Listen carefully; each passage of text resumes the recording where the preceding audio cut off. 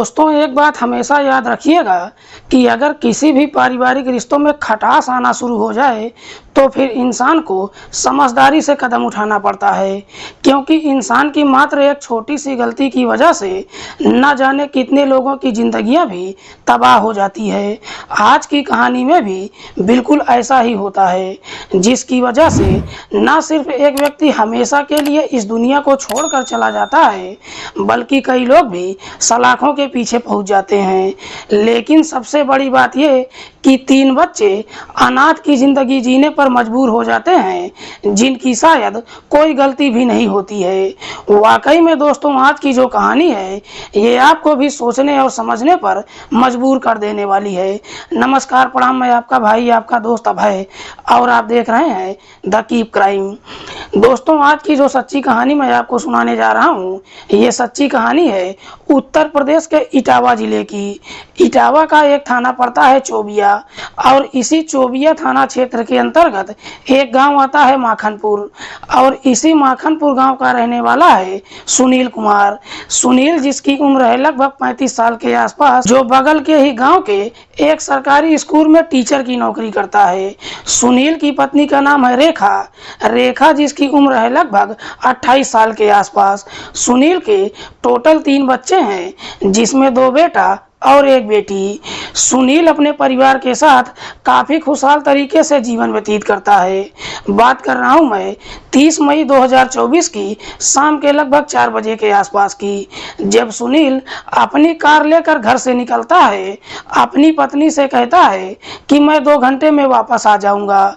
लेकिन जब 4 घंटे का समय गुजर जाता है, रात के लगभग 8 बजे के आसपास सुनील का पिता महाराज सिंह जब अपने घर में खाना खाने के लिए पहुंचता है, रेखा ये सारी बातें अपने ससुर से बताती है। महाराज सिंह, जो खेती किसानी का काम करता है, अपने खेतों में मचान बनाकर रखा है। रात भर खेतों की निगरानी करता है, सिर्फ समय पर खाना खाने अपने घर पर आता है, और खाना खाने के बाद वापस अपने खेतों पर चला जाता है। इधर महाराज सिंह को जब मालूम चलता है कि उसका बेटा अभी तक घर वापस नहीं आया है, महाराज सिंह अपने बेटे के नंबर पर फोन लगाता है, लेकिन अब सुनील का नंबर स्विच ऑफ बताने लगता है। उसके बाद सुनील के जितने भी जानने वाले होते हैं, सबके नंबरों पर फोन करता है और अपने बेटे के बारे में पूछताछ करता है। बावजूद इसके सुनील के बारे में कहीं कुछ पता नहीं चलता है, और देखते ही देखते पूरी रात गुजर जाती है। अगले दिन भी सुनील जब अपने घर पर वापस नहीं आता है, अब महाराज सिंह सुनील के दोस्त सुखबीर के नंबर पर फोन करता है। सुखबीर, जो कुसली गांव का रहने वाला है। दरअसल सुनील जिस स्कूल में पढ़ाता है, उसी स्कूल में सुखबीर भी टीचर की नौकरी करता है, जिसकी वजह से सुनील और सुखबीर के बीच में काफी गहरी दोस्ती होती है। महाराज सिंह जब सुखबीर को सारी बातें बताता है, सुखबीर भी सुनील के घर पर पहुंच जाता है, और फिर महाराज सिंह के साथ सुनील की हर जगहों पर तलाश करता है। पूरे दिन का समय गुजर जाता है, लेकिन बावजूद इसके भी सुनील का जब कहीं कुछ पता नहीं चलता है, सुखबीर रेखा और उसके ससुर को समझाते हुए कहता है कि आप लोग परेशान मत होइए, सुनील मस्त मौला इंसान है, हो सकता है कि कहीं घूमने चला गया होगा, आज नहीं तो कल वापस घर जरूर आ जाएगा। सुखबीर रेखा और उसके ससुर को समझाकर अपने घर तो चला जाता है, लेकिन तभी अगले दिन रेखा के मोबाइल पर एक अनजान नंबर से फोन आता है, और वो फोन महाराज सिंह उठाता है। फोन करने वाला व्यक्ति कहता है कि सुनील की गाड़ी कानपुर रेलवे स्टेशन की पार्किंग में खड़ी है, यहाँ आकर गाड़ी ले जाइए। इससे पहले कि महाराज सिंह उस व्यक्ति से कुछ और पूछ पाता, उधर से वो व्यक्ति फोन कट कर देता है। महाराज सिंह जब उस नंबर पर फोन करता है, वो नंबर स्विच ऑफ बताने लगता है। महाराज सिंह जब ये सारी बातें सुनील के दोस्त सुखबीर को बताता है, सुखबीर उसी समय सुनील के घर पर पहुंचता है, रेखा और उसके ससुर को लेकर कानपुर रेलवे स्टेशन की पार्किंग में जाता है और वहां से सुनील की कार लेकर वापस घर पर आता है। लेकिन जब इस बात की जानकारी सुनील के गांव के लोगों को मालूम चलता है, अब गांव के लोग महाराज सिंह को समझाते हुए कहते हैं कि शायद सुनील के साथ कुछ अनहोनी हो गई है, इसीलिए तुम थाने में जाओ और सुनील की गुमशुदगी की रिपोर्ट दर्ज करवा दो। तब तक लगभग 5 दिन का समय गुजर चुका था। आखिरकार महाराज सिंह अपनी बहू को लेकर इसी चौबिया थाने में जाता है और अपने बेटे की गुमशुदगी की रिपोर्ट दर्ज करवा देता है। पुलिस जब गुमशुदगी का रिपोर्ट दर्ज करती है, उसके बाद पुलिस भी सुनील की हर जगहों पर ढूंढती है, लेकिन बावजूद इसके सुनील के बारे में कहीं कुछ पता नहीं चलता है। लेकिन जैसे ही 2 दिन का और समय गुजर जाता है, इधर इलाके के जितने भी सरकारी टीचर होते हैं, सब के सब चौबिया थाने पर जाते हैं और थाने के सामने धरना प्रदर्शन करना शुरू कर देते हैं और पुलिस प्रशासन के ऊपर दबाव डालते हैं कि शायद पुलिस अपना काम सही तरीके से नहीं कर रही है। जैसे ही पुलिस के ऊपर दबाव होता है, पुलिस के सीनियर अधिकारी भी थाने में पहुंच जाते हैं और लोगों को समझाने की कोशिश करते हैं कि हम लोग जल्द से जल्द सुनील को ढूंढ लेंगे। सीनियर अधिकारी जब लोगों को समझाने की कोशिश करते हैं, आखिरकार लोग भी अपना धरना प्रदर्शन खत्म कर देते हैं। उसके बाद पुलिस सुनील को ढूंढने के लिए एक टीम का गठन करती है। पुलिस सुनील को ढूंढने के लिए सबसे पहले उसके गांव में जाती है और आस पड़ोस के लोगों से पूछताछ करती है। आस पड़ोस के लोग पुलिस वालों को जवाब देते हैं कि साहब सुनील बेहद ही सीधा साधा इंसान था। लेकिन पुलिस जब पड़ोसियों से पूछताछ करती है, तभी एक पड़ोसी पुलिस वालों से कहता है कि साहब सुनील के दोस्त सुखबीर का उसके घर पर काफी आना जाना था। दरअसल गांव के लोगों का कहना था कि सुखबीर और सुनील की पत्नी के बीच में प्रेम प्रसंग चल रहा था। गांव के लोग जैसे ही इस तरह की बातें कहते हैं, पुलिस अब रेखा के बारे में पता लगाने के लिए उसके मोबाइल नंबर का कॉल डिटेल निकालती है। कॉल डिटेल को जब चेक करती है तो मालूम चलता है कि उसमें एक ऐसा नंबर है जिस पर सुनील जिस दिन अपने घर से गायब हुआ था, उस नंबर पर रेखा ने कई बार बातचीत किया था।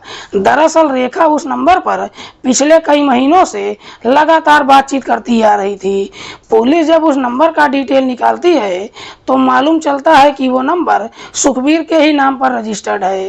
पुलिस को जैसे ही इस तरह का डिटेल मिल जाता है, पुलिस को कहीं ना कहीं रेखा और सुखबीर के ऊपर गहरा शक चला जाता है। इसी शक के आधार पर पुलिस 7 जून 2024 को सुखबीर और रेखा को अपनी हिरासत में लेकर थाने पहुंच जाती है और फिर इन दोनों से सुनील की हत्या के बारे में पूछताछ करती है।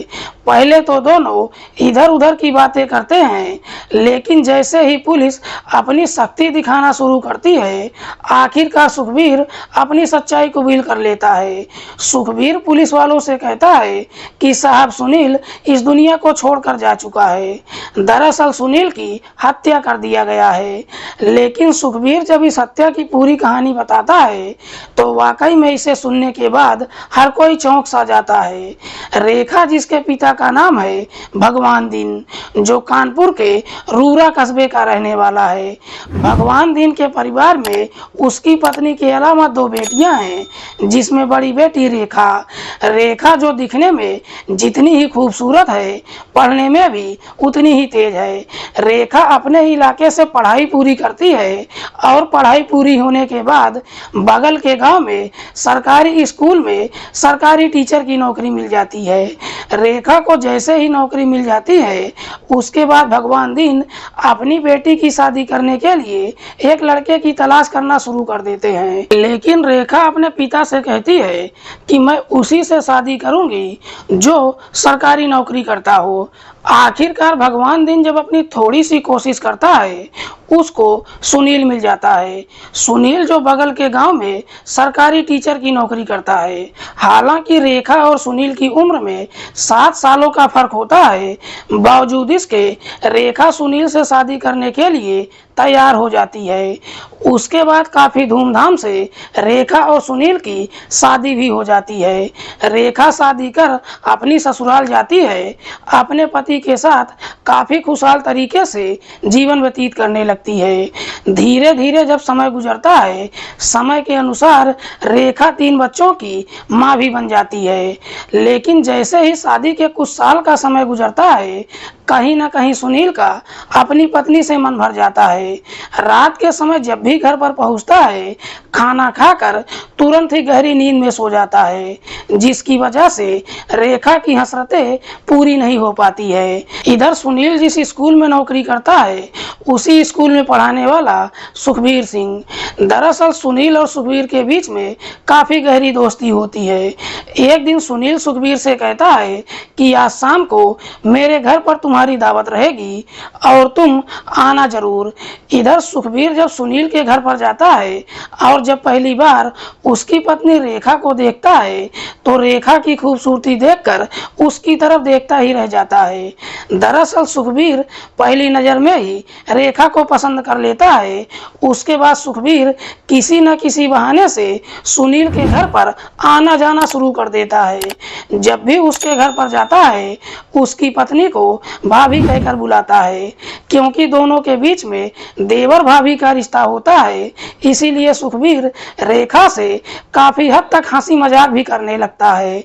लेकिन हंसी मजाक में ही रेखा से कुछ ऐसी बातें कह देता है जिसे सुनकर रेखा को भी समझने में देर नहीं लगती है कि सुखबीर उसको पसंद करने लगा है। दरअसल कहीं ना कहीं रेखा भी सुखबीर को पसंद करने लगी थी, क्योंकि सुखबीर रेखा की ही उम्र का था। आखिरकार सुखबीर जब बार बार सुनील के घर पर आना जाना शुरू करता है और जब रेखा से हंसी मजाक करता है, हंसी मजाक करते करते रेखा और सुखबीर के बीच में प्रेम प्रसंग शुरू हो जाता है। जब दोनों के बीच में प्रेम प्रसंग शुरू होता है, आखिरकार वो समय भी आता है जब एक दिन रेखा के घर के अंदर ही सुखबीर और रेखा के बीच में अवैध संबंध भी बन जाता है। और एक बार जब यह सिलसिला शुरू होता है, उसके बाद कभी रुकने का नाम ही नहीं लेता है। हालांकि बावजूद इसके इस बात की जानकारी सुनील को कभी मालूम नहीं चलता है। लेकिन जैसे ही कुछ महीने का समय गुजरता है, धीरे धीरे इस बात की जानकारी पड़ोसियों को मालूम चल जाता है। लोग जब तरह तरह की बातें करते हैं, कहीं न कहीं ये बातें सुनील के कानों तक भी पहुंच जाती है। एक दिन सुनील जब अपने घर पर जाता है, इस बारे में अपनी पत्नी से पूछताछ करता है। इस पर रेखा अपने पति के ऊपर ही गुस्सा हो जाती है और कहती है कि सुखबीर तुम्हारा ही दोस्त है, अगर तुमको लगता है कि मेरा उसके साथ अफेयर चल रहा है तो उसको मना कर दो कि वो हमारे घर पर ना आया करे। रेखा जब इस तरह की बातें कहती है, सुनील अपनी पत्नी की बातों पर भरोसा तो कर लेता है, लेकिन कहीं ना कहीं सुनील को अपनी पत्नी के ऊपर शक चला जाता है। इसीलिए सुनील अपनी पत्नी को रंगे हाथों पकड़ने के लिए एक षड्यंत्र बनाता है। दरअसल एक दिन सुनील अपनी पत्नी से कहता है कि किसी काम से इटावा जा रहा हूँ, शाम को आने में थोड़ी देर हो जाएगी।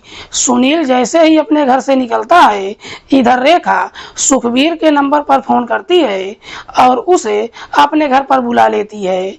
लेकिन उसके थोड़ी ही देर के बाद सुनील भी अपने घर पर पहुंच जाता है तो देखता है कि दरवाजा अंदर से बंद है। जब दरवाजा खुलवाता है, उधर से रेखा जब दरवाजा खोलती है, अपने सामने अपने पति को देखती है। सुनील को देखकर एकदम से डर जाती है।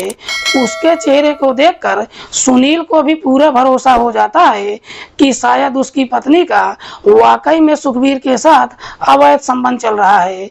जब घर के अंदर प्रवेश करता है तो देखता है कि कमरे में सुखबीर भी बैठा हुआ है।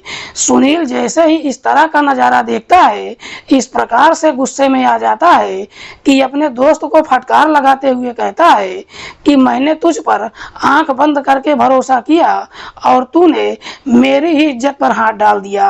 आज के बाद तुम्हें मेरे घर पर आने की कोई ज़रूरत नहीं है।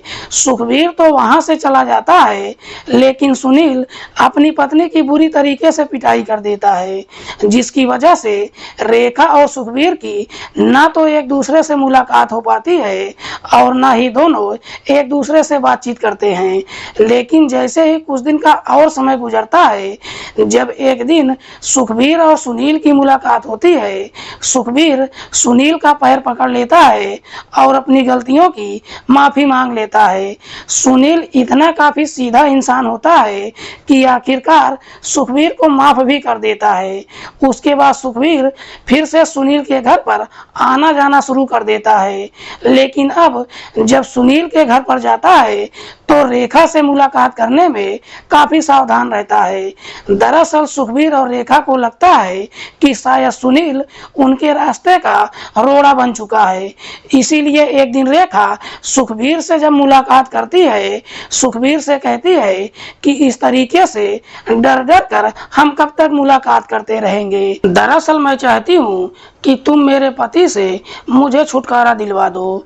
जब छुटकारा दिलवाने की बात कहती है, सुखबीर उससे साफ साफ पूछता है कि तुम चाहती क्या हो। इस पर रेखा भी सुखबीर को साफ साफ जवाब देती है कि तुम मेरे पति को हमेशा के लिए इस दुनिया से हटा दो। अपने ही पति को जब इस दुनिया से हटाने की बात कहती है, सुखबीर भी रेखा के प्यार में इस प्रकार से अंधा हो चुका था कि उसका काम करने के लिए तैयार हो जाता है। उसके बाद सुखबीर और रेखा सुनील को इस दुनिया से हटाने के लिए एक षड्यंत्र बनाते हैं और इसी षड्यंत्र के तहत सुखबीर 30 मई 2024 की शाम के समय सुनील को अपने घर पर दावत देता है।